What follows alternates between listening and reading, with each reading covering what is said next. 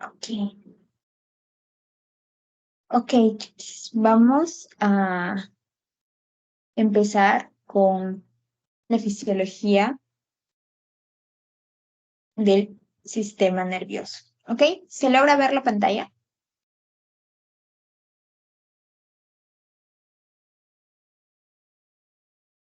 Sí, sí, Sí se puede ver.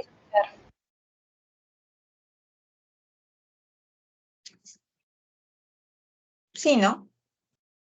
Ay, creo que la malogré. La grabación. Ya. Ok. Mm, Vamos a empezar. Vale. Apagué mi cámara, ¿verdad?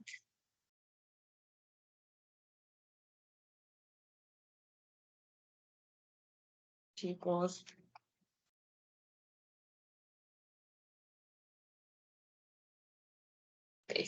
Ok. Sí apagué mi cámara. Vale. Vamos a continuar. Ok.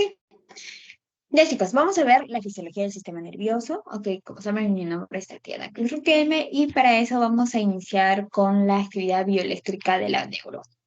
Pero para empezar a hablar sobre ese tema, pues les quiero preguntar a ustedes, para ustedes, ¿qué es la neurona? ¿Por qué es importante la neurona? ¿A alguien? ¿Alguien que sepa? Cualquier cosa que se les ocurra.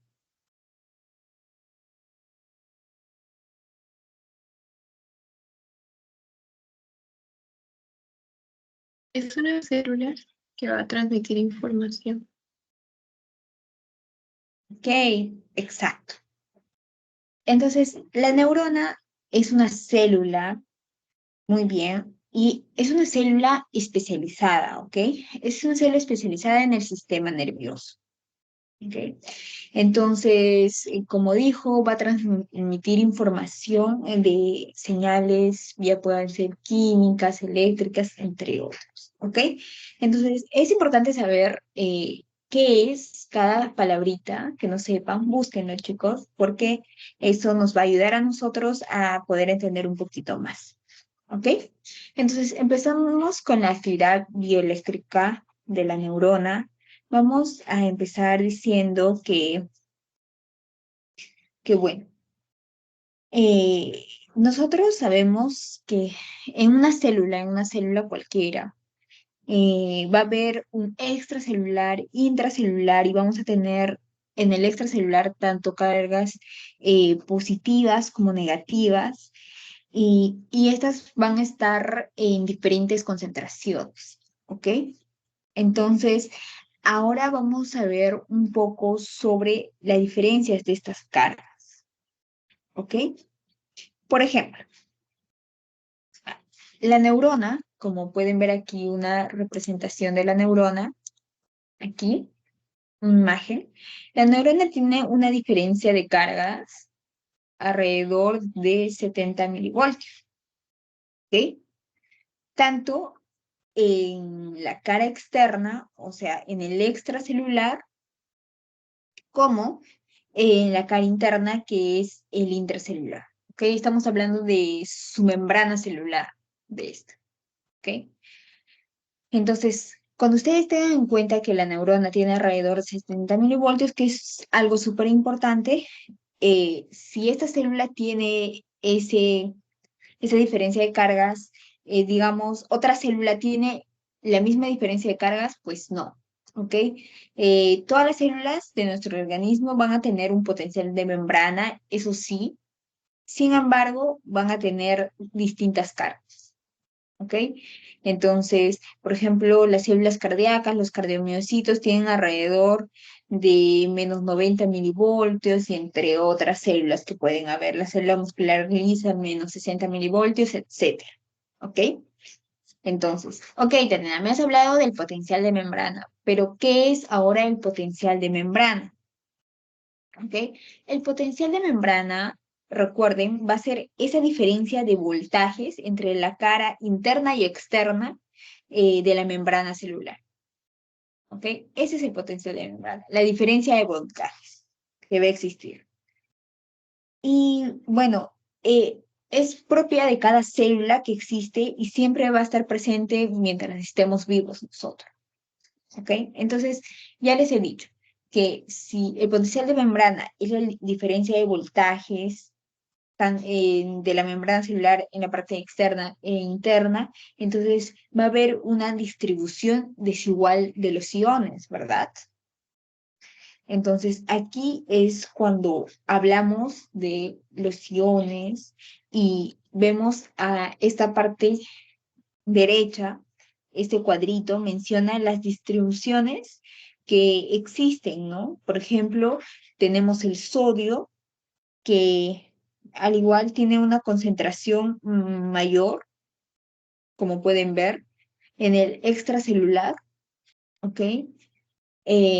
También el potasio, que se encuentra en mayor concentración en el intracelular, ¿ok? Eso no se olviden. La concentración de cloro está en el extracelular. El de calcio también tiene una mayor concentración extracelular y así, ¿ok? Lo que sí no se deben de olvidar es de estos, porque estos son los que más vamos a utilizar, ¿ok? Entonces, decimos, ay, ¿dónde está? Acá está. El sodio. El sodio tiene una concentración mayor a nivel extracelular, no se olviden, mayor en el extracelular. Ay, extra, ya. Fea letra. ¿Ok? El potasio, ¿cuál era? ¿Cuál tenía su concentración mayor en el intra o extracelular? Intracelular. Ok, exacto. Entonces, si el sodio tiene mayor en extracelular, el potasio tiene mayor en intracelular. ¿Ok? En intracelular. De estos dos no se olviden. Sodio siempre más afuera y el potasio hay más adentro. Así de sencillo. Ya, ahora el cloro está también mayor concentración en el extracelular, ¿ok? Mayor en el extracelular, en el extracelular. El, el calcio tiene una mayor concentración también a nivel extracelular, ¿ok? Y así ustedes pueden ver mm, eh, cada uno de estos iones, ¿ok? Entonces no se olviden de esto, no les digo que se aprendan valores aún, pero sí cuál electrolito pues está más y dentro de la célula o fuera de ella, ¿ok? Entonces teniendo en consideración esto, vamos a hablar sobre esto, sobre esta imagen que es la difusión que va a haber entre zonas de mayor concentración y zonas de menor concentración, debido a que aquí sí va a existir la gradiente química, ¿no? Que va a pasar, ¿ok? Entonces, mira, vemos aquí, es una representación de una célula, ¿ok? Vemos aquí a la célula y, por ejemplo, las partículas fluyen por la gradiente química, habíamos dicho. Y las cargas van a fluir por la gradiente eléctrica, ¿ok? Eso no se olvide. Las partículas fluyen por la gradiente química y las cargas por la gradiente eléctrica. Está fácil, cargas eléctricas, ¿ok? Entonces, por ejemplo, en la primera imagen, el potasio, acá está, representado con K, ¿no? El potasio. Ese ion habíamos dicho que se encuentra mayor dentro de la célula, ¿ok? Entonces se encuentra mayor en nivel intracelular. Por lo tanto, si yo tengo un canal para que exista un canal en la membrana para que el potasio pueda salir de esta, entonces, por lo tanto, va a generar que la membrana salga y se cargue más positivo por afuera, ¿me entienden? Entonces el potasio sale a nivel extracelular por una gradiente química y genera que la membrana se cargue positivamente para afuera, ¿ok? Ahora, muy distinto a la otra imagen que vemos aquí, que habíamos dicho que el sodio es el ion que está en mayor concentración a nivel extracelular. Entonces, cuando hay una gradiente química, lo que genera es que la membrana se cargue negativamente, ¿ok? Negativamente. Y es así que lo que pasa entre estos dos, ¿ok? Entonces, eh, va a haber esta distribución de alguna manera desigual de estos iones, del sodio y de potasio. Entonces, se debe a la... ¿Por qué existe, Tatiana, esta distribución desigual? Va a ser porque hay una permeabilidad selectiva de la membrana celular, ¿ok? Entonces, ¿qué pasa? ¿A qué se refiere con esta permeabilidad selectiva? Ya, más fácil, entran 3 sodios, salen 2 potasios, ¿ok? Por eso hay una distribución desigual, ¿ok? Va a haber una distribución desigual. Entran 2 sodios, ¿ok? Y va a salir, perdón, entra 3 sodios y va a salir, entran 3 sodios y va a salir 2 potasios, ¿ok? Siempre recuerden sus cargas, son positivas, ¿ok? Entonces, eso es importante que ustedes recuerden que por eso existe una distribución desigual de cargas dentro de, bueno, en el intra y extracelular, ¿ok? Ahora vamos a ver algunos fenómenos biomoleculares que pueden existir. ¿Qué son fenómenos biomoleculares? ¿Ok? Estos fenómenos, por así decirlo, son aquellos que van a estar permanentemente, ¿ok? Interactuando en la célula. Por ejemplo, existen canales de fuga, las bombas sodio-potasio ATPasa, ¿ok? Entonces, como podemos ver acá en los canales de fuga en reposo es para el sodio, canales de fuga en reposo para el potasio. Aquí es una bomba 3 sodio, 2 potasio, ATPasa. ¿Ok? Entonces, de esa manera son estos factores, ¿no? Que están interactuando permanentemente y siempre van a interactuar. Entonces, habíamos dicho, ¿qué pasa? El sodio entra a la célula, ¿ok? El sodio está entrando a la célula, aquí. ¿Qué pasa con el potasio? Pues sale de la célula. Por lo tanto, va a restablecer eso que ese orden, ¿no? Sodio y potasio, 3 sodio, y se va, va a entrar, va a salir 2 potasios, ¿ok? Entonces, ¿qué va a generar eso? ¿Qué habíamos dicho que va a generar? Una electronegatividad, ¿ok? Así se llama una electronegatividad, cuando, o sea, 3 cargas positivas entran y, bueno, las otras 2 salen.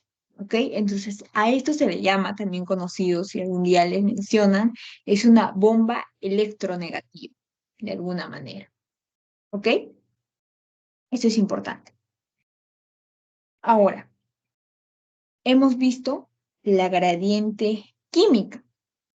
Esa es la gradiente química. Pero, Tatiana, ¿qué es la gradiente eléctrica? ¿Ok? Entonces, cuando nosotros hablamos de la gradiente eléctrica, vamos a saber que dentro de la célula está cargado negativamente, en el interior intracelular está cargado negativamente, ¿ok? Y lo que ocurre en esta gradiente eléctrica es que la parte de afuera, o sea, los iones positivos, ¿qué van a hacer? Van a entrar, ¿ok? Van a ingresar. Sin embargo, ¿qué pasa cuando estos iones positivos acá están ingresando a la célula por la gradiente eléctrica? Entonces va a haber 2 fuerzas, porque va a existir la gradiente química y la gradiente eléctrica, ¿no? Entonces, ¿qué pasa con estas 2 fuerzas? ¿Cuál es la más importante? ¿Cuál va a primar? La gradiente química, ¿ok? La gradiente química es la que la más importante, por así decirlo. Entonces, en condiciones, cuando nuestro cuerpo está bien, en condiciones normales de una célula, van a estar perdiendo una pequeña cantidad del ion potasio. ¿Ok? Entonces, como dice ahí abajo, de estas dos fuerzas, la gradiente química y la gradiente eléctrica, la que va a primar es la gradiente química. No se olvide. ¿Ok? Y bueno, después acá nos menciona el equilibrio de Gibbs-Donan. ¿Qué es el equilibrio de Gibbs-Donan? Pues aquí hay que tener en cuenta que dentro de las células existe gran cantidad, por ejemplo, de proteínas. Y estas proteínas pues tienen carga negativa, ¿ok? Ahí dice, las proteínas tienen carga negativa. Entonces, ¿qué va a hacer este equilibrio? Entonces se va a producir entre los iones, que puedan, ellos quieren atravesar de alguna manera la membrana, pues, pero una proteína es muy grande, no es capaz de salir de la membrana, ¿ok? Entonces, eh, lo que, lo que queda hacer está por el principio de electroneutralidad. Entonces, ¿qué quiere decir eso? Como las proteínas no pueden salir la célula porque son muy grandes, entonces se van a quedar dentro de las membranas. Y por ese motivo, vamos a tener más cargas negativas dentro de la célula. ¿Ok? Entonces, chicos, ¿por qué eh, dentro de la célula existen más cargas negativas? Porque las proteínas no pueden salir afuera de la célula. ¿Ok? Entonces de eso se encarga el equilibrio de Gibbs y Dodd. ¿Ok? Entonces, teniendo en cuenta de eso, ahora vamos a hablar sobre algunas células excitables. ¿Qué son las células excitables? Son aquellas que alteran su potencial, ¿ok? Su potencial de membrana. O sea, las células están en un potencial de reposo, ¿ok? Y ya después de eso, pues, si ese potencial de reposo que están bien se altera de alguna manera, pues va a ser células excitables, como son las neuronas, los cardiomiocitos, algunas células endocrinas que van a tener esta característica, ¿no? De ser de alguna manera excitables. ¿Ok? Por lo tanto, estas células de alguna manera van a necesitar también un estímulo para poder liberar un potencial de acción. ¿Ok? Y ya no estar en reposo. Entonces, para eso, primero vamos a hablar sobre qué es el potencial de acción, ¿ok? Entonces, ya saben qué células son excitables, las neuronas, cardiomiocitos, ustedes saben que el corazón también tiene su actividad eléctrica y algunas neuronas, células endocrinas, ¿ok? Entonces, vamos a hablar sobre qué es el potencial de acción. El potencial de acción son los cambios rápidos, bruscos del potencial de membrana. ¿Ok? Entonces, ¿qué pasa? La célula está en reposo, está bonita, está tranquila. ¿Y qué va a pasar? Va a haber una excitabilidad. ¿Ok? Se van a excitar. ¿Por qué? Por un estímulo que sea autoprovocado o ha autogenerado. ¿Ok? Entonces, a este cambio de polaridad que va a estar en reposo y después va a estar excitado, se le denomina potencial de acción. ¿Ok?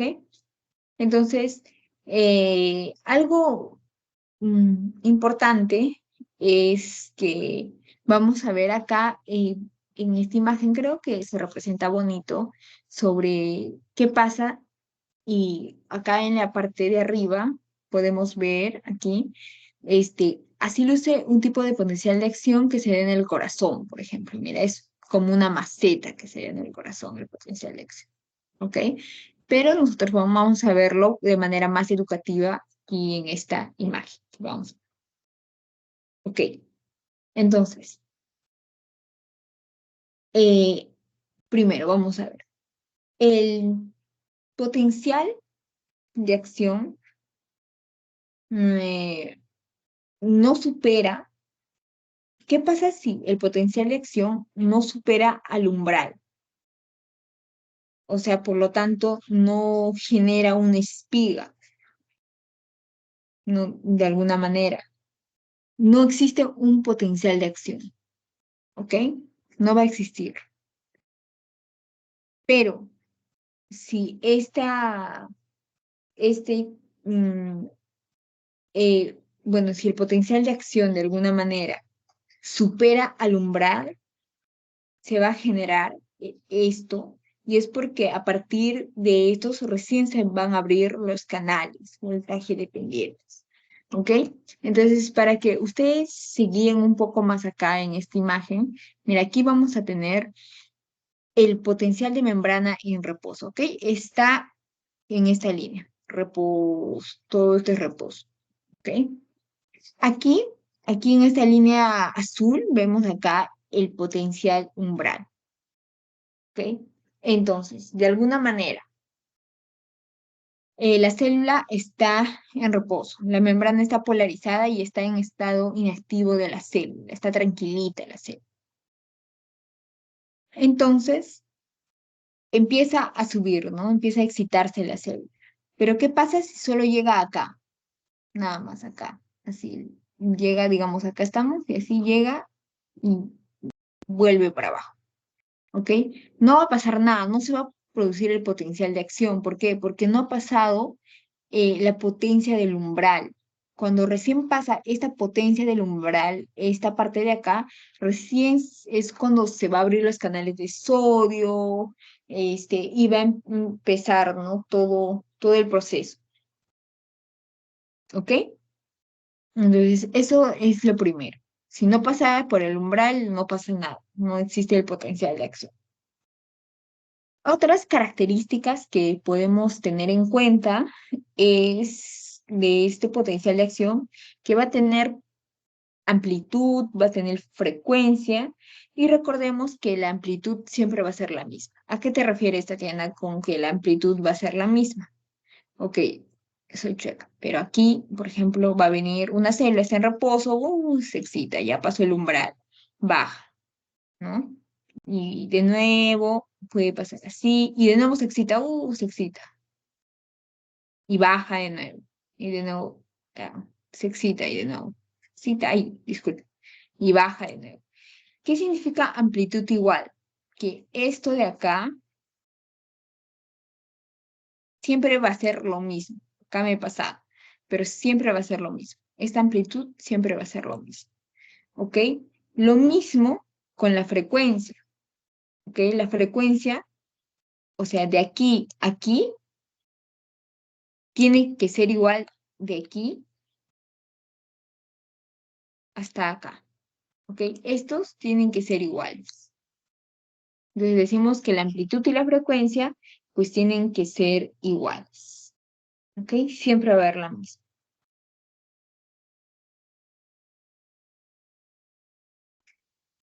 ¿Ok? En algunos casos, la frecuencia no es la misma. Sin embargo, la amplitud sí debería ser la misma. ¿Ok? Y bueno, entonces, ¿qué pasa acá? Regresemos aquí al potencial de acción. ¿Ok? Entonces, el potencial de acción en la membrana está polarizada, las células están en reposo, están bonitos, y también el sodio y el potasio, pues están bien.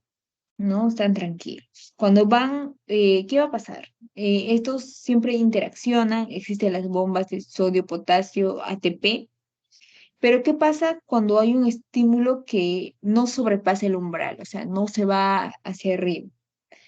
Entonces, no va a pasar nada, ¿sí o no? No va a haber ese potencial de acción. Sin embargo, eh, si si viene y se abre la puerta de alguna manera y pasa el umbral, ahí sí va a entrar el sodio, ¿ok?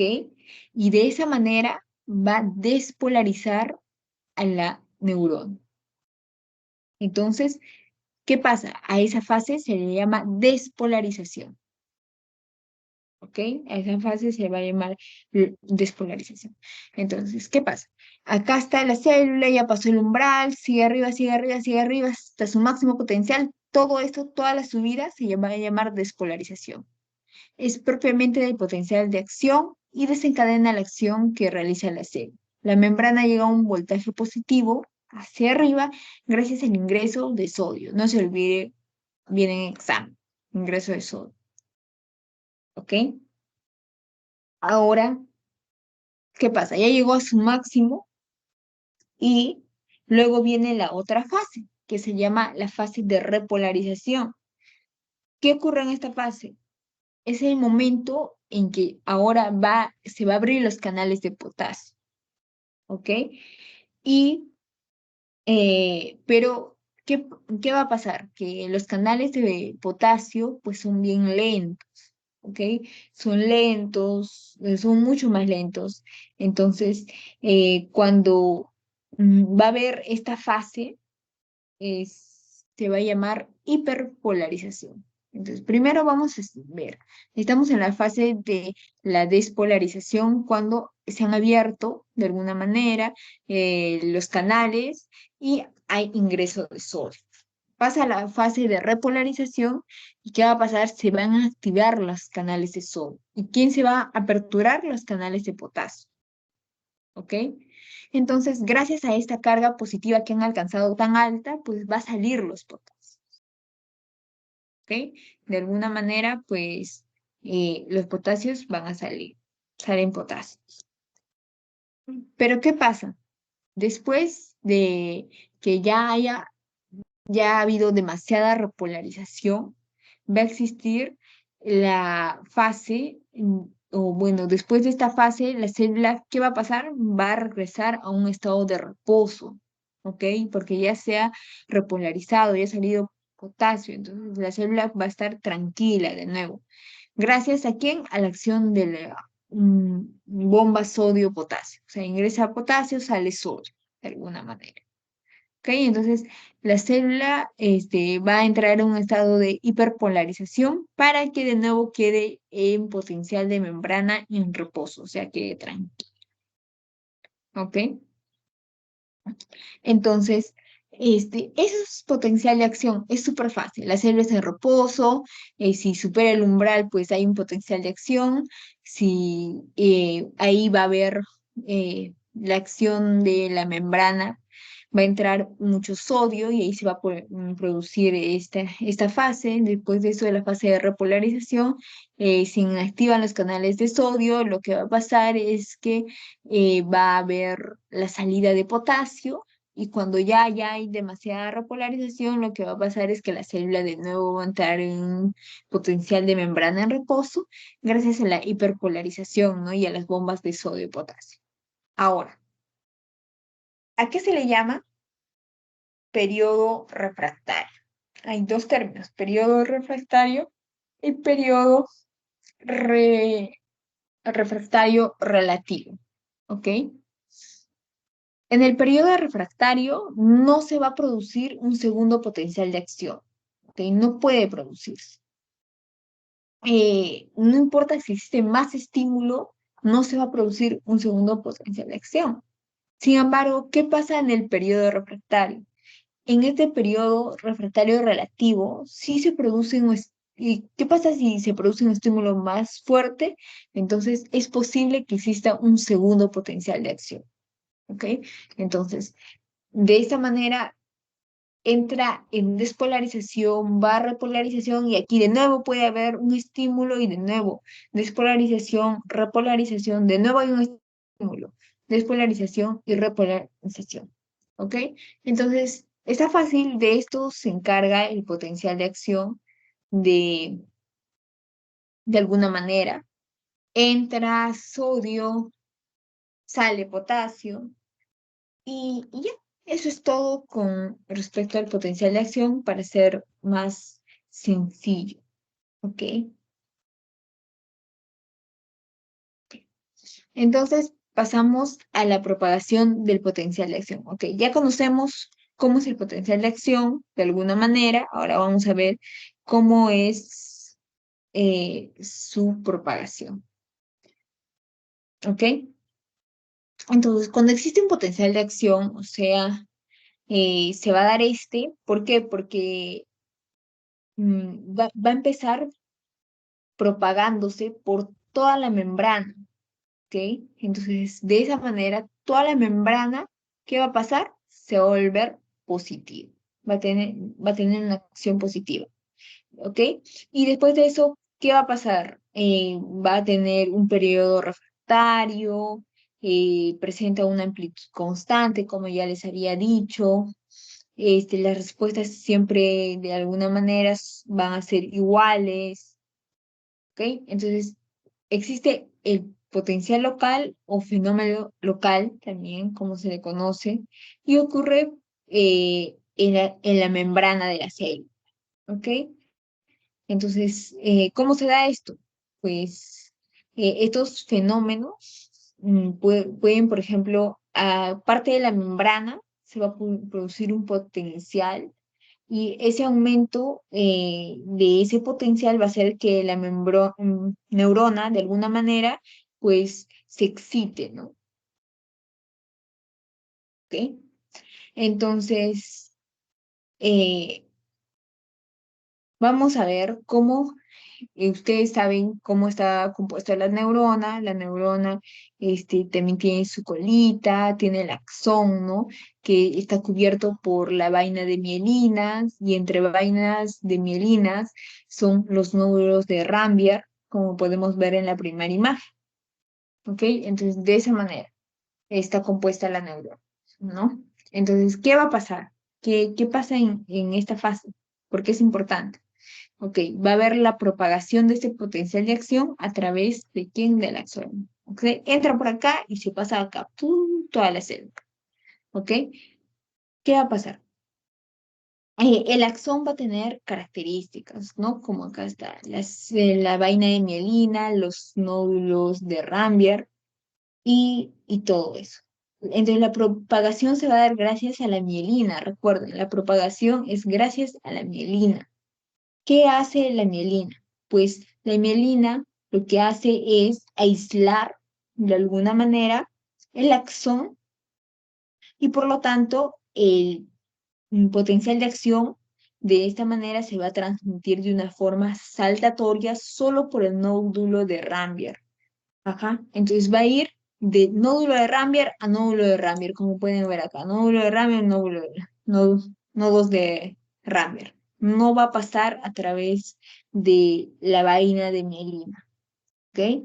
Entonces, estos nódulos de Rambier se caracterizan porque ahí se encuentran estos canales de sodio, voltaje dependientes, tanto para el sodio y el potasio. ¿Ok? Entonces, de esa manera va a poder viajar de manera saltatoria.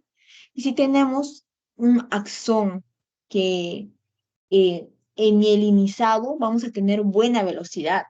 ¿Ok? ¿Por qué? Porque va a saltar rápido, pues, de alguna manera. Y vamos a tener una buena velocidad, vamos a tener un buen impulso nervioso y todo eso. ¿Ok?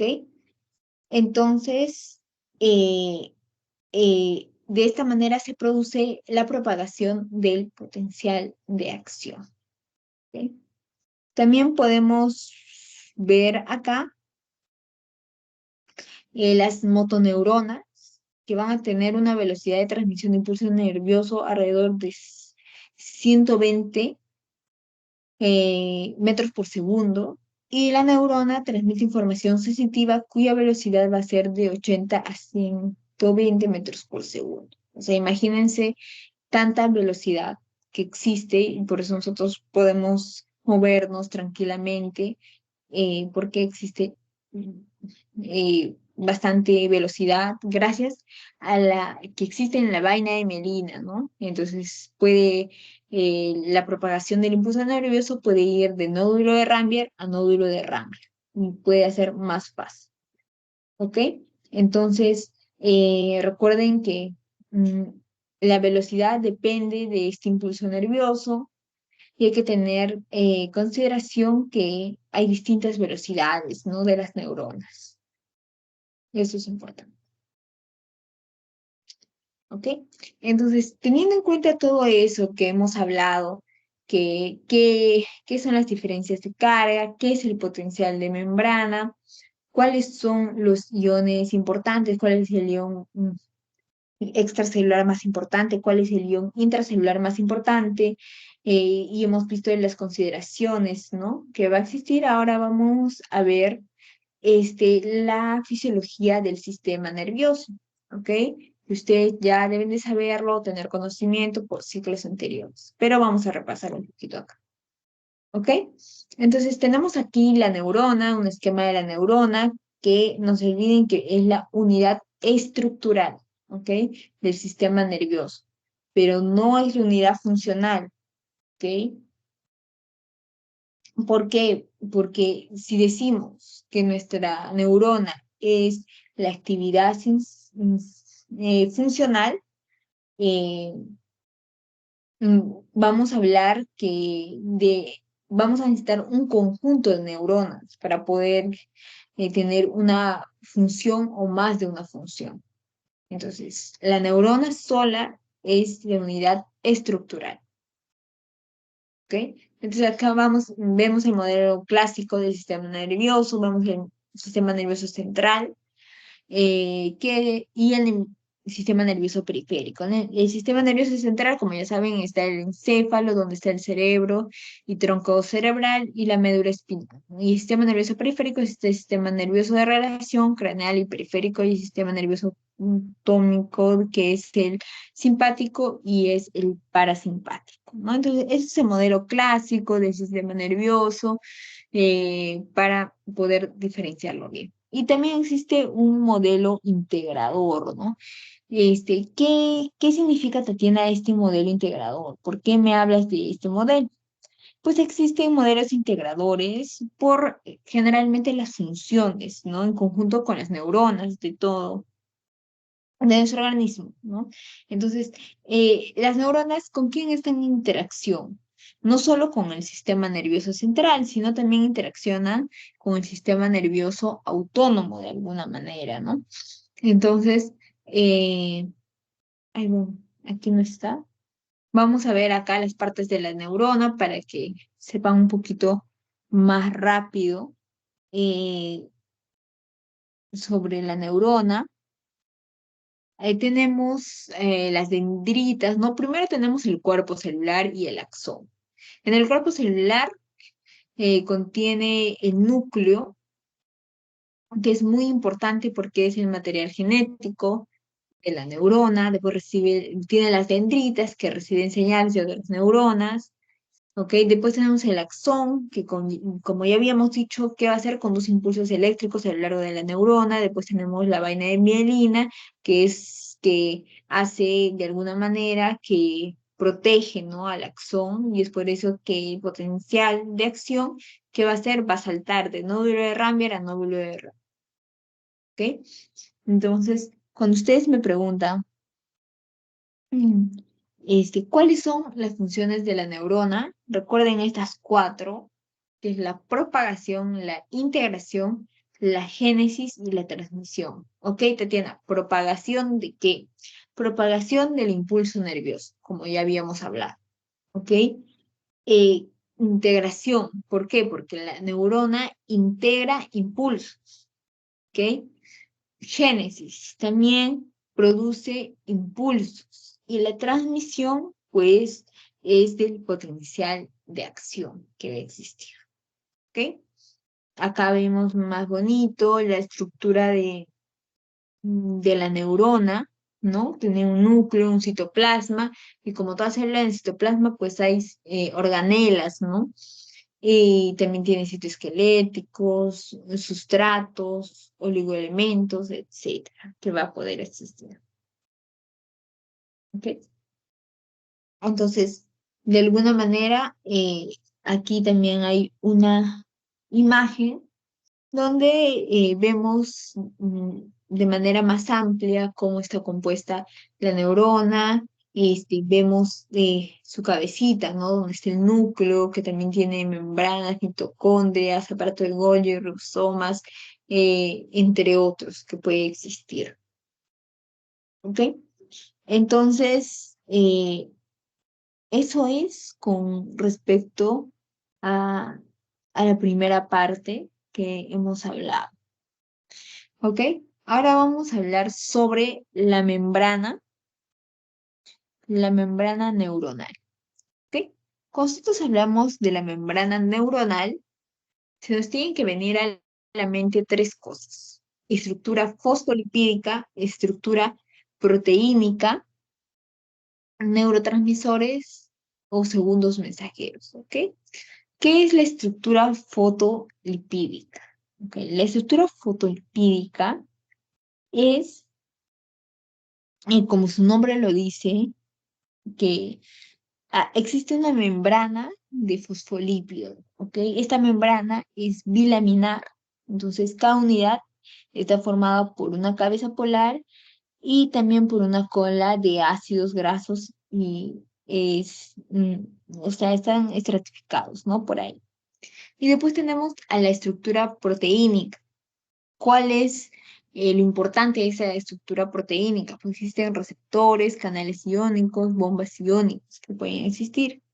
Y neurotransmisores, que son segundos mensajeros, pues aquí vamos a encontrar los canales de sodio voltaje dependientes, etcétera, etcétera, etcétera. ¿Ok? Recordemos también que los neurotransmisores, de alguna manera, los segundos mensajeros, eh, bueno, van a estar dentro de la estructura proteína, no de los segundos mensajeros, ¿no? De los neurotransmisores. ¿Ok? Ahora, Tatiana, ya hemos hablado sobre la membrana neuronal, ahora quiero ver cómo se clasifican las neuronas, si las neuronas son iguales. Pues hay bastantes tipos de clasificaciones de las neuronas. Acá tenemos uno, la cual es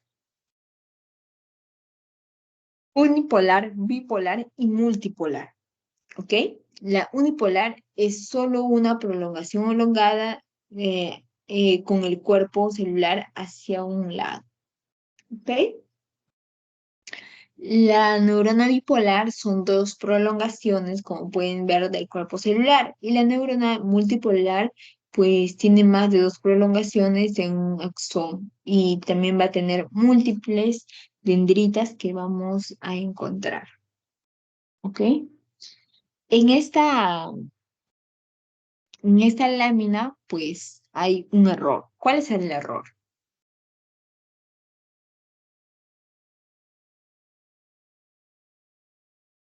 ¿Alguien sabe cuál es el error? ¿Cuál es el error de esta imagen, de alguna manera? ¿No? ¿Nada? Ok, el error es que la imagen de la neurona unipolar está en la neurona multipolar y al revés. ¿Ok?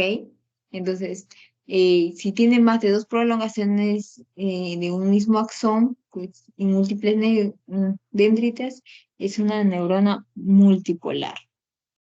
Sin embargo, la otra es unipolar, ¿no? Ese es el error que existe.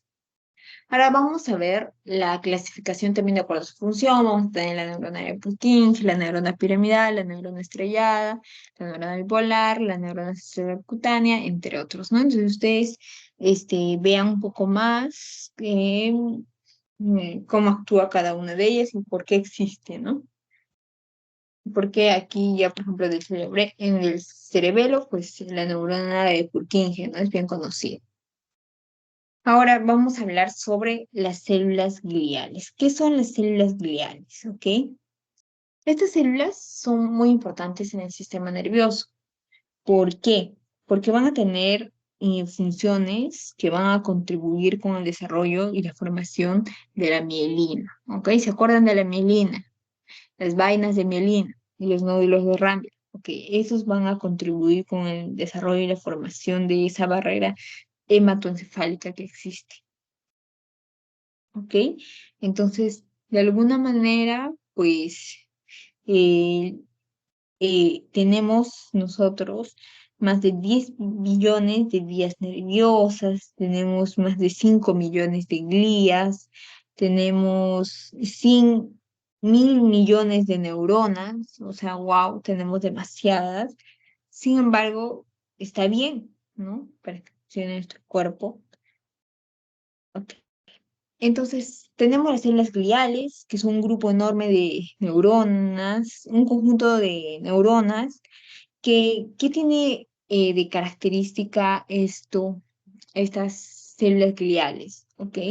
Estas células neurológicas están en relación con las neuronas, ¿ok? Están presentes tanto en la sustancia gris como en la sustancia blanca del encéfalo. ¿Ok?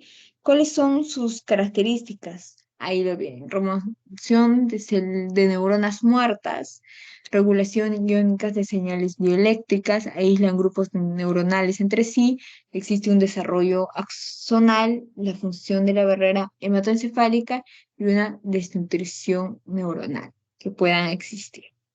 ¿Ok? Entonces pasamos. Tatiana. ¿Las neuronas y las células gliales o las glías son iguales?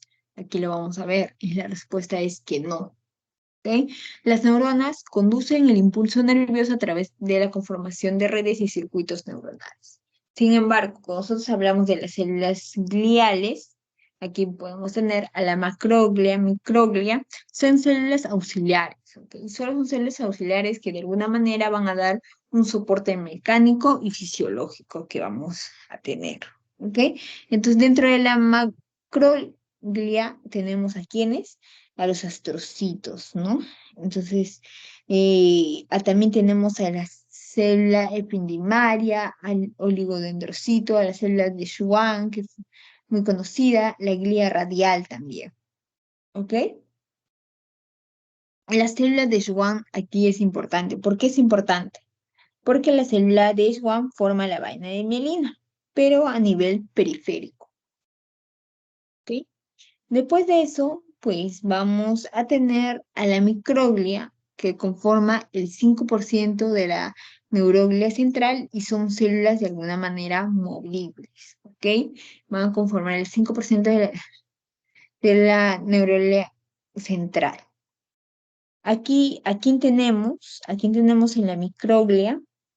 Pues tenemos de alguna manera, a células que constituyen una defensa para el sistema nervioso central. ¿Ok? En caso, por ejemplo, que exista infecciones, traumatismos, ellos van a estar ahí. ¿Ok?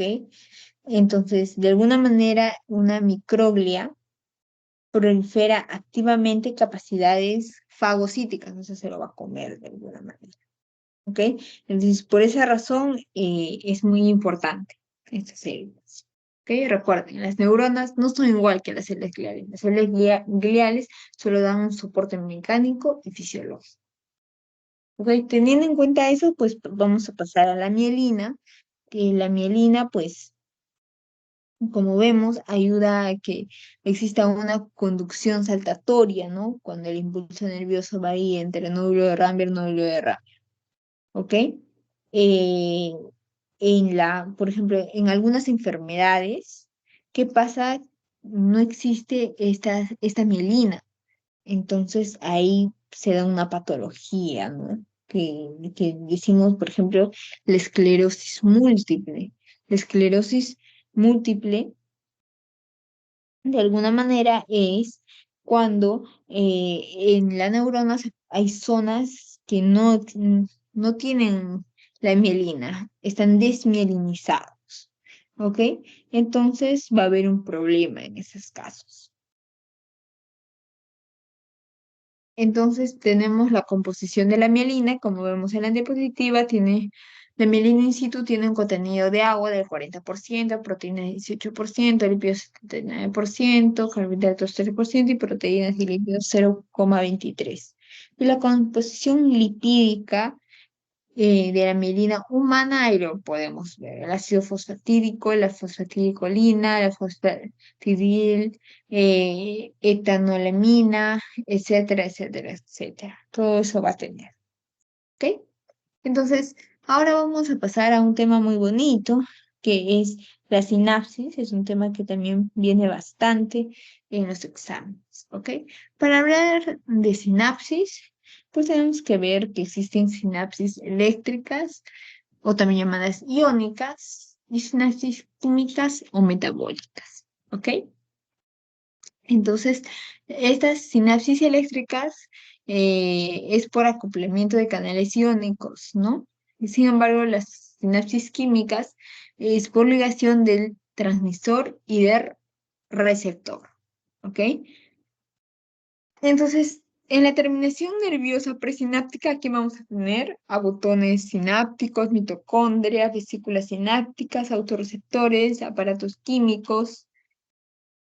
En una hendidura sináptica va a haber elementos intermembranas y en una neurona postsináptica pues va a haber una membrana subsináptica que va a tener receptores, ¿no? De estos postsinápticos que va a existir.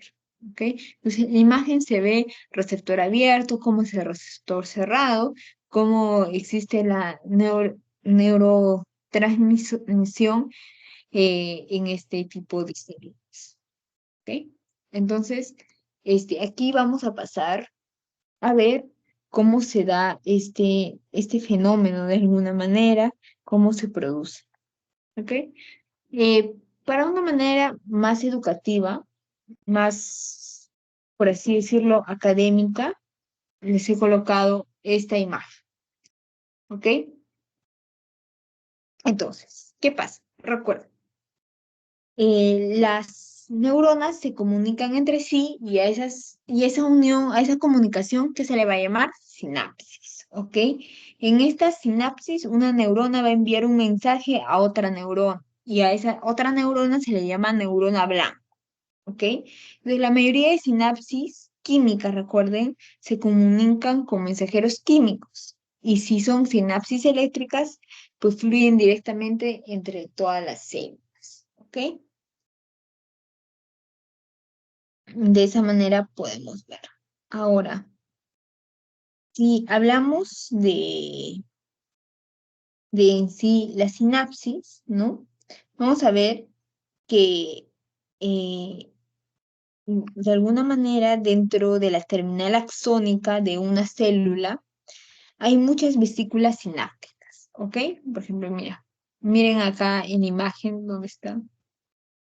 ¿Dónde se encuentra? Acá está, miren la imagen. Acá está terminando la célula, ¿no? Entonces, ¿qué pasa? Que hay vesículas sinápticas. Mira, estas son las vesículas sinápticas. Estas de acá. Estas de acá son las vesículas sinápticas. Todas esas son las vesículas sinápticas. Entonces, hay muchas vesículas sinápticas. Y, eh, ¿qué hay dentro de estas esferas? ¿Qué son esos puntitos azules, Tatiana? Esas, de alguna manera, están llenas de ¿qué? Son moléculas, ¿ok? Moléculas de neurotransmisión. ¿Ok? Entonces, hay un pequeño espacio, si se dan cuenta, entre la terminal axónica, o sea, donde termina el axón de la neurona presináptica y la membrana de la postsináptica. Ahí va a haber un espacio, ¿no? Y se va a llamar este espacio el espacio sináptico. Espacio sináptico. ¿Ok? Así se va a llamar. Entonces, recuerda, este es la célula. Ay, vamos a hacer con esto. Este es la célula presináptica. ¿Ok? Presináptica. Esta es la presináptica. Acá vamos a poner solo la presináptica. ¿Ok? Y si esta es la presináptica, es obvio que esta de abajo, ay caramba, va a ser la postsináptica, ¿no? Esta va a ser la postsináptica. No sé qué pasa. Caramba, ya. Esta va a ser la postsináptica. Postsináptica. ¿Qué más? El espacio sináptico. Todo es el terminal axónico, va a haber las vesículas sinápticas, Dentro de ellas van a estar los neurotransmisores, que son los puntitos de color celeste, de alguna manera. Entonces, aquí vamos a tener también, aquí mira, como ven estas cositas rojitas. ¿Qué son esas cositas rojitas, Tatiana? Son receptores de neurotransmisores. ¿Ok? Son receptores de neurotransmisores. Entonces, ¿qué pasa? Cuando hay un potencial de acción, que ya lo habíamos visto más detalladamente, va a llegar a donde al último, la terminal axónica, ¿no? Al último del axón, ahí va a llegar. Entonces, de alguna manera, estos canales accionan con calcio activado, ¿ok? Porque vienen de voltaje de membrana celular. Entonces, el calcio, que está mucho más concentrado fuera de la célula, ¿qué va a pasar primero? Va a entrar, ¿ok? Va a estar dentro de esta célula. El calcio va a permitir que las vesículas sinápticas se fundan con la membrana terminal axónica y de esta manera va a liberar los neurotransmisores que existen en el espacio sináptico. ¿Ok? Entonces, si existe un potencial de acción y llega a la terminal axónica, ¿qué va a pasar? Se va a despolarizar la membrana. Y si no, pues existe un canal de calcio activado por voltaje que se abre y el calcio fluye también de alguna manera. ¿Y qué pasa si no pasa eso, Tatiana? Pues la influencia del calcio permite que las vesículas sinápticas pues se liberen sus neurotransmisores de alguno. 4. La neurotransmisión se une a los receptores en la célula blanco y que los iones también son positivos y fluyen de alguna manera, como dice ahí en la imagen. ¿Ok? Entonces, eso es prácticamente la sinapsis. Recuerden, entra el calcio activado por voltaje y se abre y el calcio de alguna manera va a fluir. Entonces, va a permitir que estas vesículas sinápticas liberen neurotransmisores y estas vesículas sinápticas lo que van a hacer con nuestros transmisores, aún no lo sé, pero van, de alguna manera el neurotransmisor que teníamos se va a unir con estos receptores de la célula blanco. ¿Ok? ¿Por qué? Porque de alguna manera, pues están causando que los iones positivos fluyan de manera tranquila. Y ese no debería ser el caso. ¿Ok? Esa es la sinapsis. Ahora vamos a hablar sobre otro tema que son los neuropéptidos y los neurotransmisores. Ok, Tatiana, no entiendo nada. ¿De qué me estás hablando?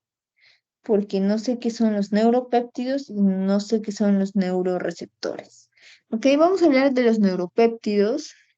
Estos están compuestos por cadenas cortas de aminoácidos. Algunos funcionan como neurotransmisores y otros funcionan como hormonas, ¿ok? Sin embargo, los neurotransmisores son mensajeros químicos que liberan las neuronas a la sinapsis para poder hablar con las células vecinas, ¿ok? Entonces, aquí es la definición un poco más clara que los neurotransmisores no son igual que los neuropéptidos, como así se decía,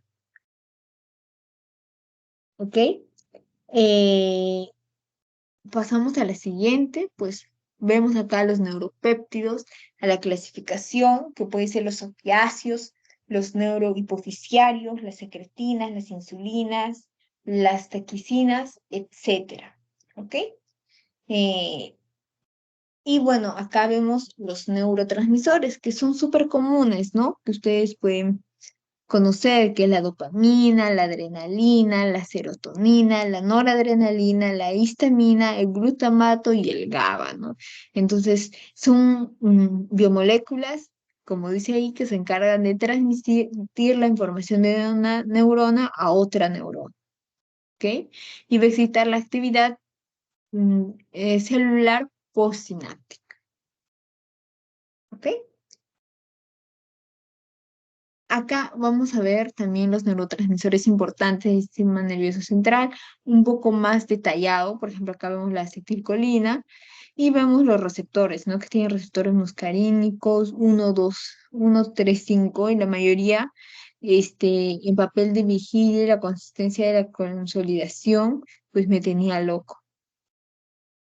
Y ya, también tenemos a los receptores que de alguna manera, pues de los aminoácidos GABA, pues va a haber receptores, ¿no? Va a haber el GABA A y el GABA B. Y asimismo de los aminoácidos de la glicina también va a haber receptores que son sensibles a la estricnina y insensibles también a la estricnina. Y así cada uno de nuestros neurotransmisores tiene receptores, como van a poder ver más adelante, más detallada. Ok, mira, acá también vemos sus receptores H1, H2, 5HT1, 5HT2, receptores alfa, mega, gamma, no sé, y los receptores de las taquicinas que son las NK, NK, NK. ¿Ok? Entonces, de esa manera, pues, eh, hemos terminado. Recuerden que los neurotransmisores son diferentes a los neuropéptidos. Los neurotransmisores son de un tamaño pequeño, los neuropéptidos son grandes. Este, si vamos a hablar eh, por ejemplo, del tiempo de acción de cada uno, los neurotransmisores, pues tardan 1 milisegundo. Sin embargo, un neuropéptido, pues puede ser mucho más duradero, su acción de alguna manera. Entonces, me gusta mucho esta parte de los neurotransmisores. Les invito a que lean de alguna manera la importancia, ¿no? De cada uno de ellos. Y creen su pasito ha venido uno. ¿Ok? ¿Hasta ahí tienen alguna pregunta?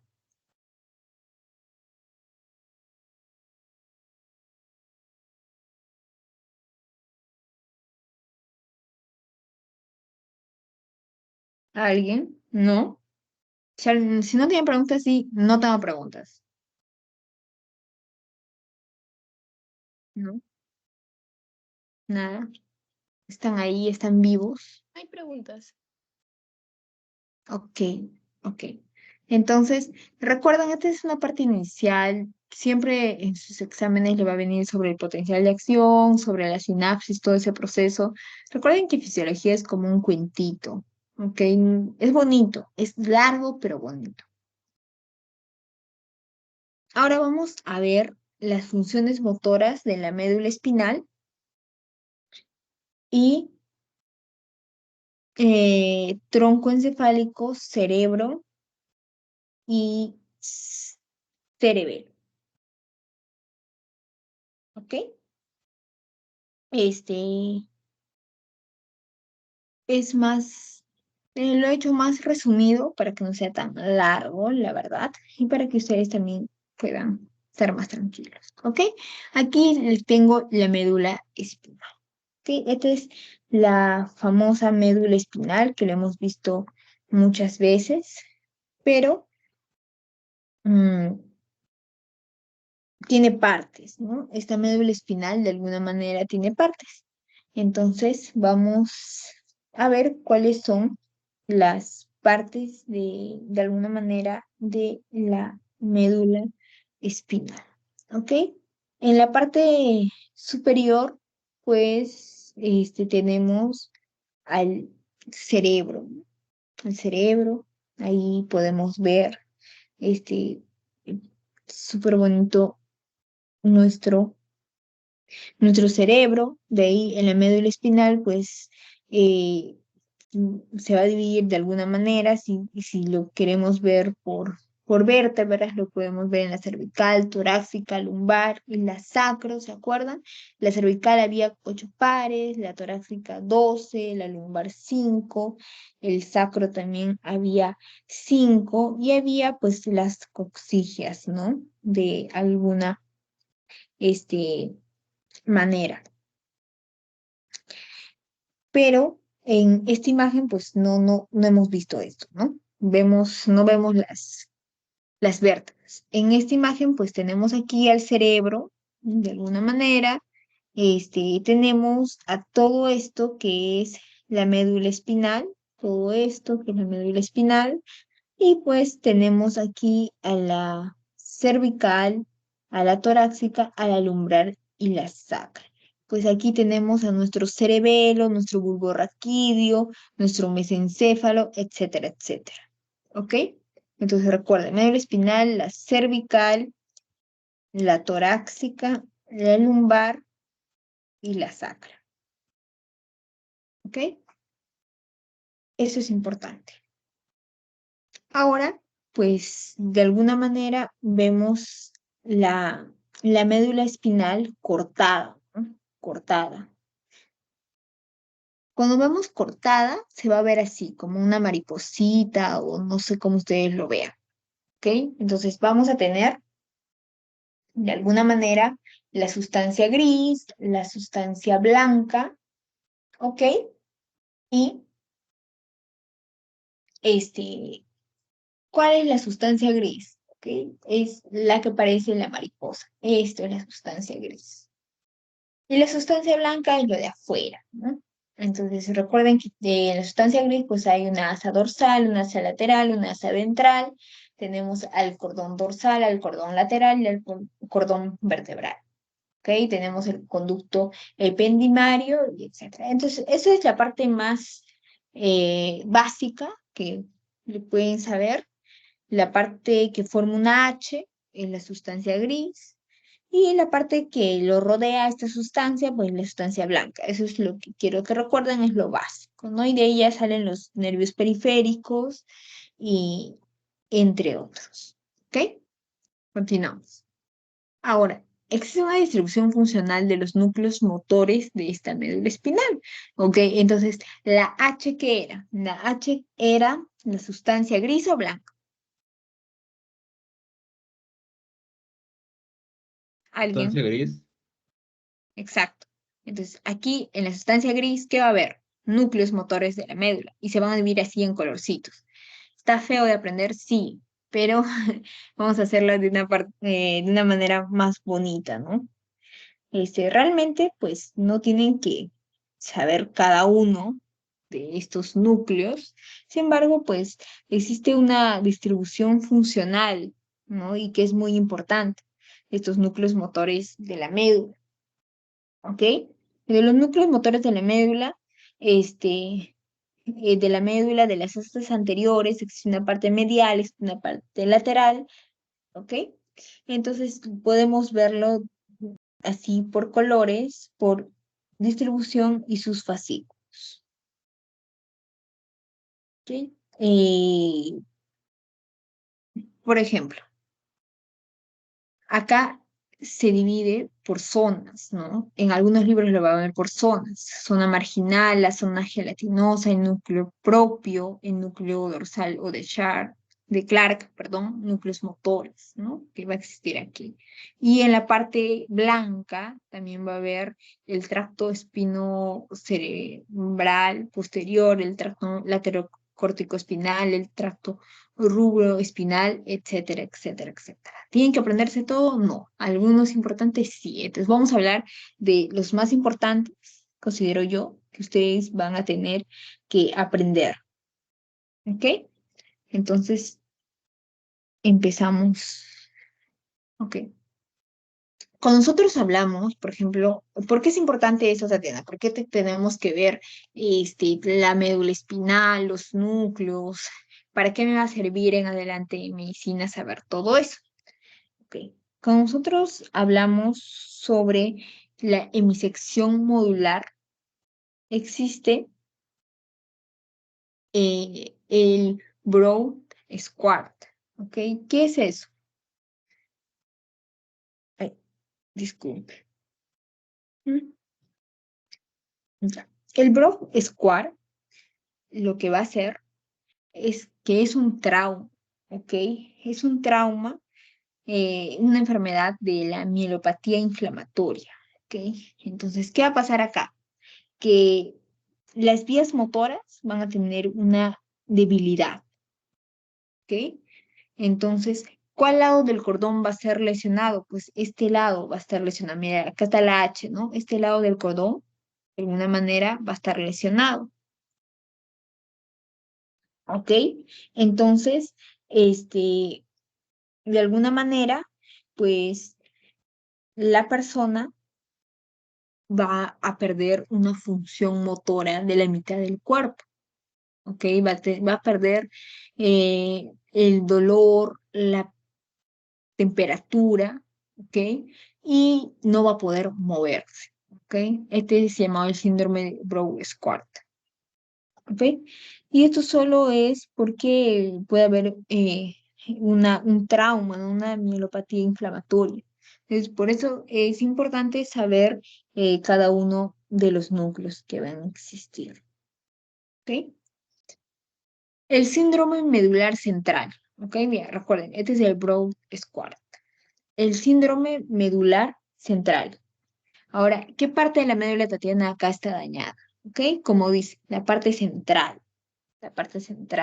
de la médula, pues está dañada. Entonces, ¿qué va a pasar cuando la parte central de la médula está dañada? Aquí, lo primero que va a pasar es que va a ser, de alguna manera, el paciente va a tener mucho dolor en toda esta parte superior que ven acá, mira, este señor, toda la parte que está negrita, ahí va a tener bastante dolor, ¿ok? El paciente va a tener mucho dolor. ¿Y por qué? Porque las vías motoras van a tener una debilidad en extremidades superiores y, y de alguna manera en la parte distal, ¿no? Más distal que proximal. ¿Ok?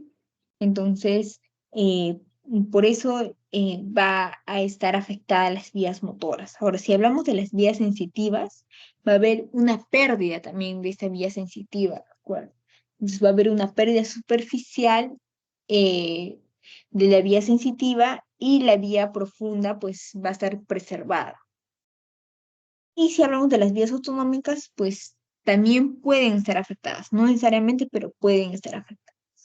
¿Ok? Entonces, este es el síndrome medular central, que es la parte de los brazos, ¿no? El síndrome arteria espinal anterior. ¿A qué se refiere eso? Aquí va a haber una atrofia muscular espinal y se da en qué pacientes? Acá se da en la mayoría de pacientes que tienen poliomielitis. Poliomielitis. ¿Ok? En estos pacientes va a haber esto. ¿Qué va a pasar? Por ejemplo, ¿qué va a pasar en las vías motoras? Pues puede comprometer algunos pares craneales. Aquí va a ser el talle. ¿Por qué? Porque si hablamos de las vías sensitivas, pues estas van a estar pues conservadas, tranquilas, ¿no? Entonces, de alguna manera, el síndrome del asta anterior va a comprometer solo a vías motoras. Entonces, se va a producir lesiones capaz isquémicas en la arteria medular anterior. ¿Qué puede pasar? El paciente puede estar parapléjico, puede estar tetrapléjico, dependiendo cuán lesionado está, ¿no? Y puede haber una pérdida de sensibilidad de alguna u otra forma. Eh, y bueno, eso es. El paciente puede estar tetrapléjico o puede tener una paraplegia, ¿ok? Ese es el síndrome arterial espinal anterior, para que lo puedan ver mm, más en el médula espinal. ¿Ok? Ahora vamos a tener al tronco encefálico. ¿Ok? Primero vamos a ver su anatomía. ¿Ok? Vamos a ver que existe el diencéfalo. En el diencéfalo, pues tenemos después el tronco encefálico y recién viene la médula espinal, ¿no? y el tronco encefálico está eh, compuesto por el mesencéfalo, el puente y el bulbo, ¿no? De alguna manera. ¿Por qué es importante el tronco encefálico? ¿Por qué hablamos del tronco encefálico? Primero, este tronco también va a contener núcleos motores, núcleos sensoriales que corresponden a la cara y cabeza. ¿Ok? Y el tronco encefálico pues va a controlar demasiadas cosas, como la respiración, el sistema cardiovascular, el sistema gastrointestinal, va a controlar de alguna manera el equilibrio, movimientos oculares, entre otros, ¿ok? Entonces, por eso el tronco encefálico es muy importante, ¿ok? Tatiana, ¿por qué ahora el tronco encefálico, qué vamos a hablar, no? Vamos a hablar sobre los tractos. ¿Ok? Cuando ustedes hablen tronco encefálico, pues vamos a hablar sobre estos tractos. Primero tenemos al tracto rubroespinal. ¿Ok? Les recomiendo que no vean las letras, vean la imagen, ahí se explica solito. ¿Ok? Entonces, este tracto rubroespinal se origina en el núcleo rojo. Mira, ahí está, justo en el núcleo rojo tiene el núcleo rojo que se encuentra en el tegumento del mesencéfalo. Mira, acá dice que este es el mesencéfalo, acá se encuentra, ¿no? Entonces, ¿qué va a pasar? Los axones se cruzan del lado opuesto, recuerden, ¿no? Siempre se van a cruzar sus axones del lado opuesto. Mira, acá está, de acá se va a cruzar con esta parte de acá. Se están cruzando, ¿ok? Y bueno, de alguna manera, pues a nivel del núcleo va a descender, ¿no? Como tracto rubroespinal, ¿a través de quién? De la protuberancia y del bulbo raquídeo, ¿ok? Entonces, si ven acá, pues la flecha, la línea roja, pues está descendiendo, ¿no? Está descendiendo a través de la protuberancia, del bulbo raquídeo, está descendiendo para luego aquí va a entrar en la columna blanca lateral de la médula espinal. ¿Ok? Va a entrar por la columna blanca de la médula espinal. Y de ahí sus fibras terminan ¿en dónde? En el asta gris anterior de la médula espinal. ¿Ok? Entonces, de esa manera, pues, es el haz rubroesternal o el tracto rubroesternal, es lo mismo. Este, mm, mm, el tracto, ¿por qué es importante el tracto? Porque va a facilitar la actividad de los músculos flexores, va a inhibir los músculos extensores y también los antigravitacionales, ¿ok? Es importante por eso este tracto. Lo que les recomiendo es que del tracto se aprendan dónde se origina y dónde termina, de alguna manera, porque va a pasar siempre por la protuberancia, bulbo, la médula, entre otros. ¿Ok? Y bueno, acá, por ejemplo, sus fibras terminan en la asta gris, en la asta anterior de la médula espinal, y de ahí, ¿qué va a pasar? Pues, va a existir un nervio motor, ¿no? Seguramente, y después va a ir a un órgano efector, como es el núcleo, como es la glándula, etcétera, ¿no? Entonces, eso pasa con en tracto rubro externo. Ahora tenemos los tractos retículo-espinales. ¿A qué se refiere con el tracto retículo-espinal? ¿Ok? Lo importante, se origina en la formación reticular del mesencéfalo, como pueden ver ahí en la imagen, existe la formación reticular, y resulta ser un conjunto de grupos, neuronas y fibras nerviosas que están ahí. Entonces, este, va a pasar por la protuberancia o puente, y desde estas neuronas van a enviar axones, ¿no? Hacia la médula espinal.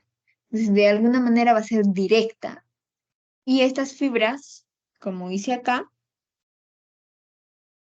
retículoespinales provienen de la protuberancia, lo que van a hacer es descender a través de la columna blanca anterior y forman el tracto reticuloespinal anterior. Por eso se llama así, en la parte anterior. Entonces van a entrar a la columna gris anterior de la médula espinal. De alguna manera, mira, columna gris anterior está en la parte de abajo. Acá está. De alguna manera. Y bueno, desde el bulbo raquídeo las neuronas envían a la médula espinal axones cruzados para formar el tracto retículo espinal medial. Mira, acá se está formando el tracto retículo espinal medial a partir de... Y las fibras provenientes del bulbo raquídeo lo que van a hacer es descender por la columna blanca cerebral. ¿Ok? Entonces, eh, complicado puede ser aprenderse todo eso. Recuerden dónde se origina, dónde termina, de alguna manera, y si se forma otro tracto, ¿no? Por ejemplo, acá se forma otro tracto retículo espinal medial. ¿Ok? Tenemos al tracto vestíbulo espinal, o también llamado tracto vestibular. ¿Ok? ¿Qué pasa con este tracto? Se origina en los núcleos vestibulares, ¿ok? Y no recibe proyecciones corticales. ¿Qué quiere decir eso? Que el tracto vestibular medial lo que va a hacer es originar en los núcleos, se va a originar en el medial y en el inferior, ¿ok? Y solo llega a segmentos cervicales, dorsales, superior y controlan al músculo del cuello, ¿ok? Entonces, el tracto vestibular lateral, lo que se va a hacer es que se origina en el núcleo vestibular lateral y se va a extender a lo largo de toda la médula, ¿ok? De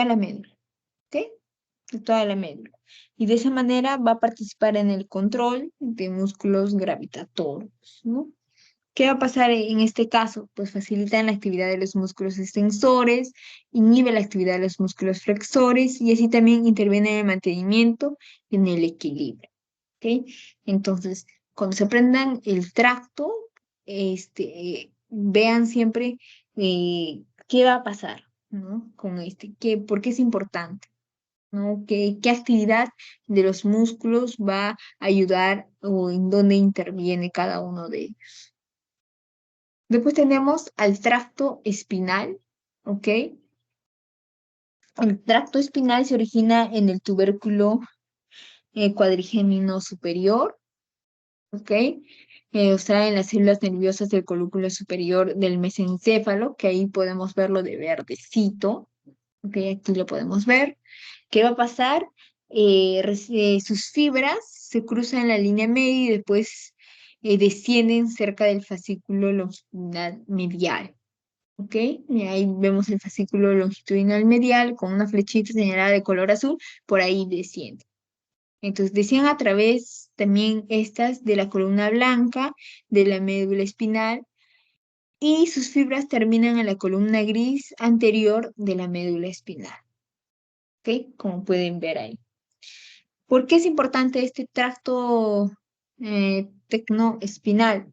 Porque de alguna manera pues orienta el movimiento de los ojos, ¿ok? Acá se me olvidó colocar que orienta al movimiento de los ojos, el movimiento,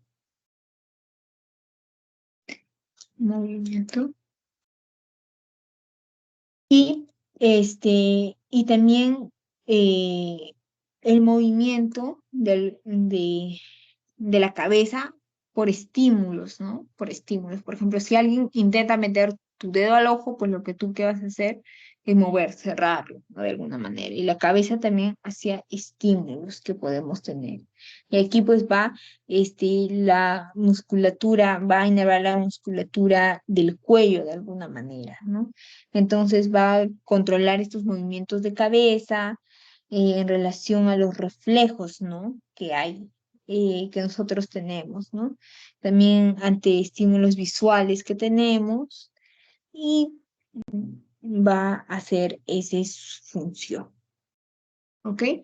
Entonces, recuerden que tenemos el tracto tecnoespinal, el tracto vestíbulo espinal, los tractos retículo espinales y el rubro espinal. ¿Hay más? Sí, como han podido ver en esta parte de acá, mira cuántos tractos hay, pero para fines de su examen, solo apréndanse estos y por qué son importantes, ¿no?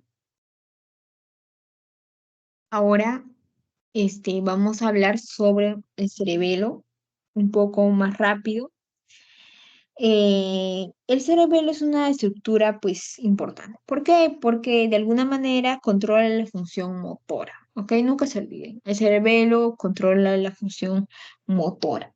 El cerebelo también tiene núcleos, pero también si lo vemos de la parte anatómica, pues ahí vemos que tiene la vermis en la parte de arriba, tenemos que tiene el lóbulo anterior, tenemos el culmen y el declive, ¿no? Y el lóbulo anterior que está al otro lado, ¿ok? Entonces acá vemos eh, la vermis, que está también, o sea, más como que dividido y vemos cada partecita, ¿no? Por ejemplo, este es el asa del lóbulo central, el pedúnculo cerebral superior, la fisura, cómo se llaman cada una de las fisuras, el lóbulo dentre y todas esas cosas.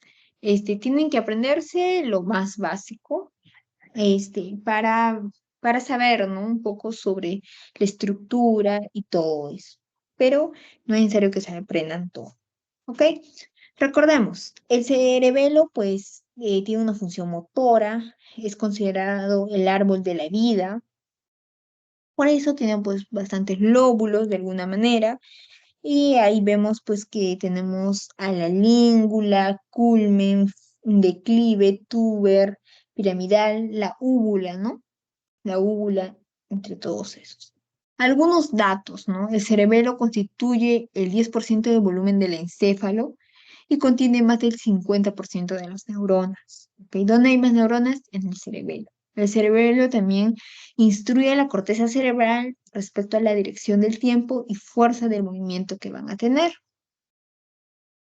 Ahora, ¿por qué es importante el cerebro? ¿Cuáles son la importancia, ¿no? Sus funciones? Durante las actividades musculares rápidas, como correr, escribir, tocar algún instrumento, pues es vital, ¿no? También recibe constantemente información actualizada acerca de las secuencias, ¿no? Musculares que nosotros tenemos.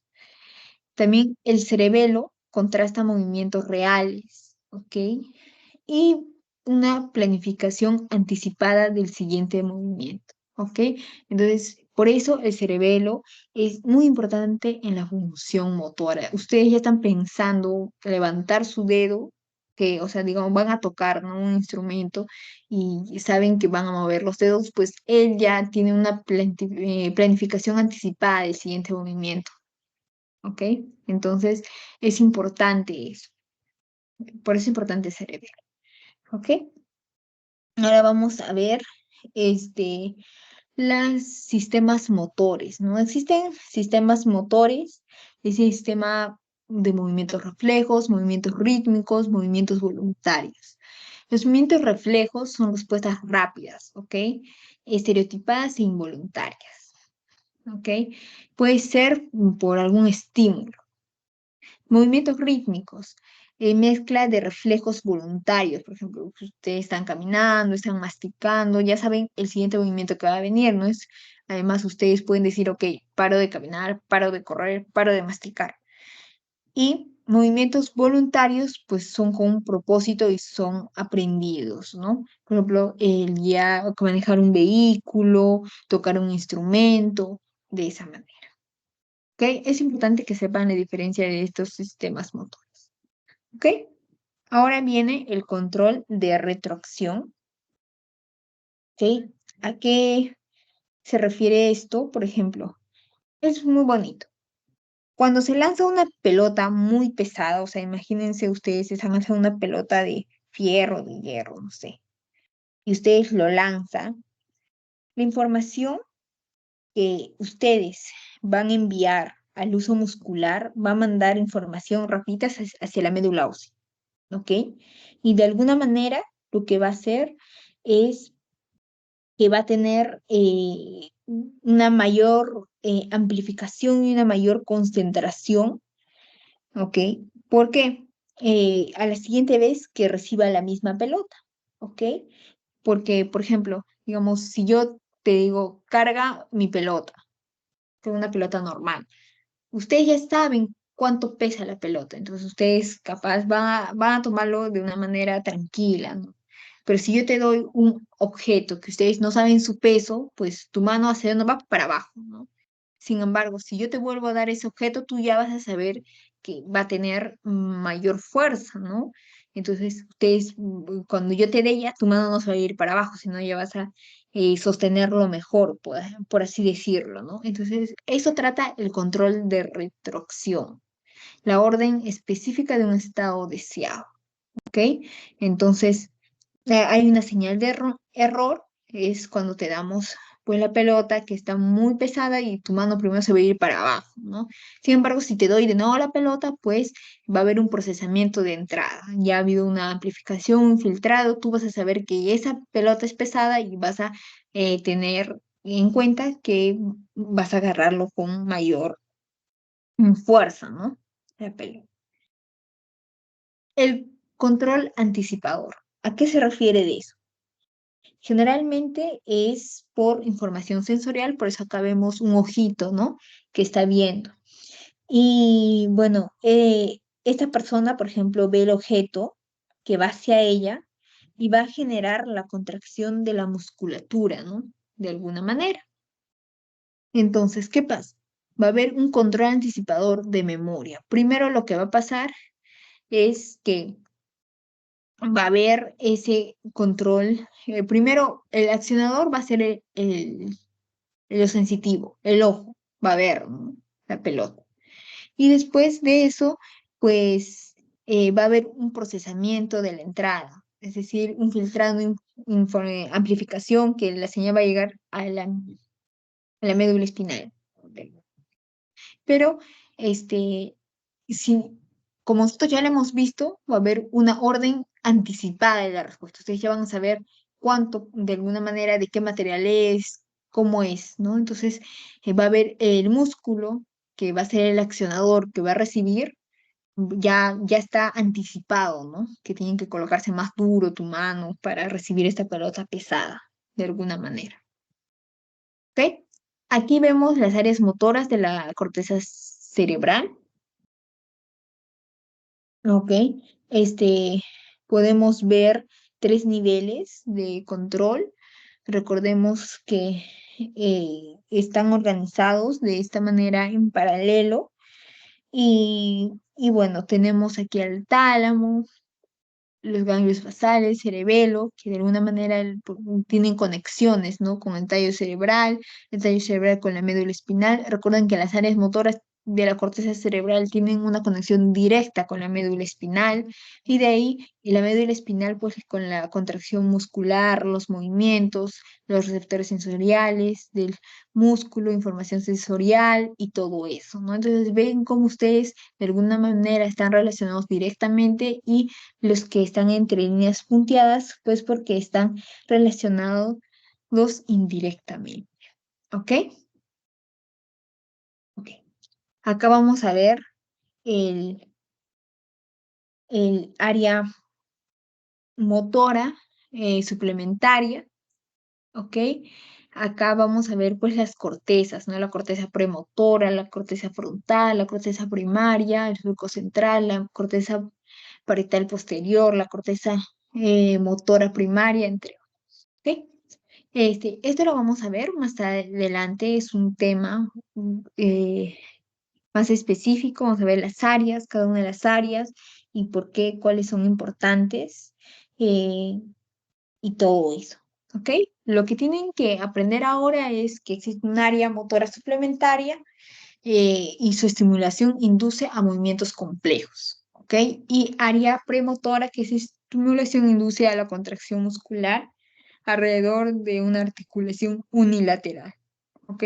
Eso es importante que aprendan de acá. ¿Ok? Eso es todo. Vamos a ver los ganglios basales. ¿Ok? ¿Qué son los ganglios basales? Para que no se pierdan, también lo vamos a volver a repetir. ¿Ok? Los ganglios basales también reflejan movimientos. ¿Ok? Tienen 5 núcleos, como pueden ver acá. Tenemos el caudado, el putamen, el globo pálido, el núcleo subtalámico y la sustancia negra. ¿Ok? ¿Qué son los ganglios basales? Son estructuras subcorticales de la sustancia gris, encargados de actuar como semáforo para los movimientos. Eso es muy importante que ustedes sepan. Los ganglios basales actúan como semáforo para los movimientos, ¿ok? Entonces, ¿por qué? Porque existen conexiones, ¿no? En sus distintas estructuras que ellos deciden qué movimientos son los que vamos a realizar y qué movimientos no vamos a realizar. Entonces, imagínate que existe un daño ahí. No vamos a tener ni la menor idea de qué movimiento vamos a realizar, ¿no? Y bueno, estaríamos posiblemente postrados. Entonces, aquí en relación a eso, pues hay eh, enfermedades anormales en el circuito y son estas, ¿no? Funcionamiento anormal en, por ejemplo, el Parkinson, una persona con Parkinson. ¿Qué pasa con una persona con esta enfermedad? Eh, en esta persona, pues hay lesión de la sustancia gris, ¿ok? La persona con Parkinson tiene una lesión en la sustancia gris. De alguna manera, existe una rigidez y no capacidad para iniciar un movimiento de manera que él decida, ¿ok? Y bueno, también tenemos a la corea, que los movimientos son retinianos. O sea, ¿qué quiere decir de tipo lanzamiento? Que son más distales. Y bueno, ¿qué está dañado aquí en la corea, ¿no? ¿Qué pasa? Lesiones, disculpa, en el putano, ¿ok? La coria es una lesión en el putano. Entonces, antes le llamaban el baile del zambito, ¿no? Porque la persona así se movía de esa manera, ¿ok? Después tenemos la atetosis. ¿Qué es la atetosis? La atetosis va a ser lesiones en el globo pálido, ¿no? Son movimientos de contorsión, como ven, mira la mano de esa persona, movimientos de contorsión, ¿ok? Y después tenemos el hemibalismo, que es lesiones en el subtálamo, ¿ok? Movimientos de agitación súbitos que vamos a tener nosotros. ¿Ok?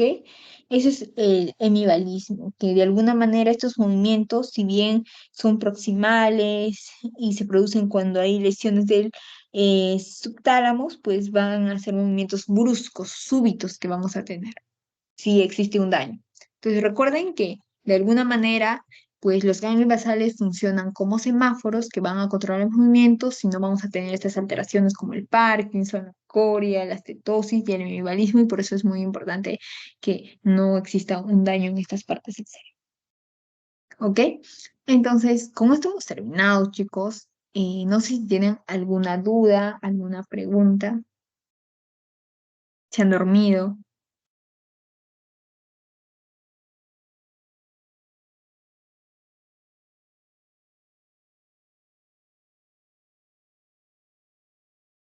Olis.